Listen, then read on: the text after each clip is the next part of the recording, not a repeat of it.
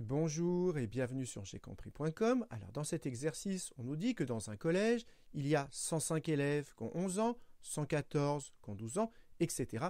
Et on nous demande de représenter ces données à l'aide d'un diagramme semi-circulaire, c'est-à-dire un diagramme en forme de demi-cercle divisé en parts comme celui-ci.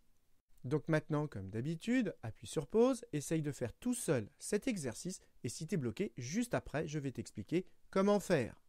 Donc, allons-y, corrigeons cet exercice. On veut faire un diagramme semi-circulaire, donc ça correspond à un demi-cercle. Et la première chose à comprendre, c'est qu'un cercle complet, quand vous faites un tour complet, eh bien, vous faites 360 degrés. Donc, quand on fait un demi-cercle, eh bien, on fait la moitié de 360 degrés, on fait 180 degrés.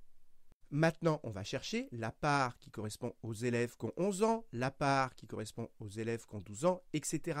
Et vous comprenez bien que plus il y aura d'élèves dans une catégorie, eh bien, plus la part sera grande.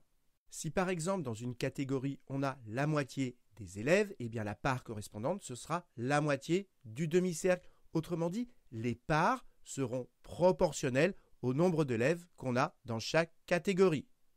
Et pour que la taille des parts soit proportionnelle au nombre d'élèves, eh bien, ce qu'on va faire, c'est que l'angle qu'on a ici, il va être proportionnel au nombre d'élèves. Plus il y aura d'élèves, plus l'angle ici sera grand. Et donc, l'angle qu'on aura ici sera proportionnel au nombre d'élèves. C'est pour ça qu'on vous demande de compléter un tableau de proportionnalité où sur la première ligne, vous avez le nombre d'élèves et sur la deuxième ligne, vous avez l'angle correspondant. Et maintenant, pour remplir ce tableau, on va déjà chercher combien il faut mettre ici, c'est-à-dire quelle est la valeur totale d'élèves dans ce collège. Et pour cela, on va tout simplement additionner toutes ces valeurs, 105 plus 114 plus 120 plus 108 plus 93 et ça fait 540. Et donc, ça veut dire que dans ce collège, il y a 540 élèves. Et maintenant, comme ici, on a un tableau de proportionnalité, on va chercher quel est le coefficient de proportionnalité, c'est-à-dire par combien il faut multiplier la première ligne pour avoir la deuxième ligne. Et pour le savoir, il y a juste à faire 180 divisé par 540 et ça nous fait 1 tiers. Et multiplier par 1 tiers, eh bien, ça revient à diviser par 3. Autrement dit, pour passer de la première à la deuxième ligne, il faut diviser par 3. Et on peut vérifier que si on fait 540 divisé par 3, on tombe bien sur 180. Donc maintenant, pour avoir la valeur qui est ici, on prend 105 et on le divise par 3. Et ça nous fait 35. Donc la valeur qui est ici, c'est 35.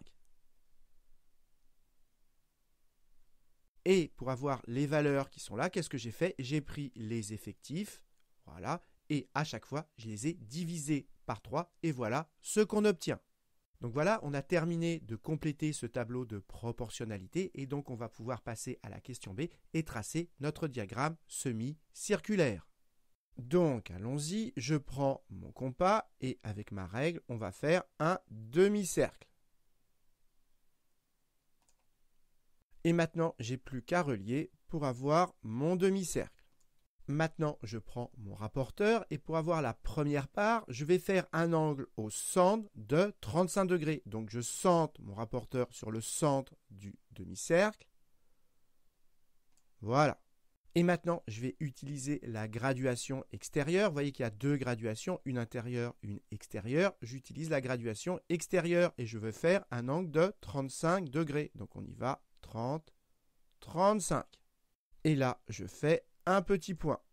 Donc ici, dans cette zone, j'ai ma première part. Et maintenant, pour construire ma deuxième part, je fais tourner mon rapporteur de façon à ce qu'il soit aligné avec mon petit point. Donc le 0 est ici. Et maintenant, je vais construire un angle de 38 degrés. Donc on est à 35, 36, 37, 38.